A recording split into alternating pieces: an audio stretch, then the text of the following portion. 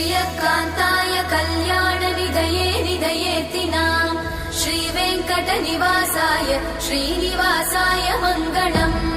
लक्ष्मी सविभ्रमालोक सुभ्रूविभ्रमचक्षुषे चक्षुषे सर्वलोकानां वेङ्कटेशाय मङ्गलम् श्रीवेङ्कटाद्रिशृङ्गाग्रमङ्गलाभरणाङ्गये मङ्गलानां निवासाय श्रीनिवासाय मङ्गलम् सर्वावयव सौन्दर्य सम्पदा सर्वचेतसां सदा सम्मोहनायास्तु वेङ्कटेशाय मङ्गलम् नित्याय निरवध्याय सत्यानन्दचिदात्मने सर्वान्तरात्मने श्रीमद् वेङ्कटेशाय मङ्गलम् स्वतः सर्वविदे सर्वशक्तये सर्वशेषिने सुलभाय सुशीलाय वेङ्कटेशाय मङ्गलम्।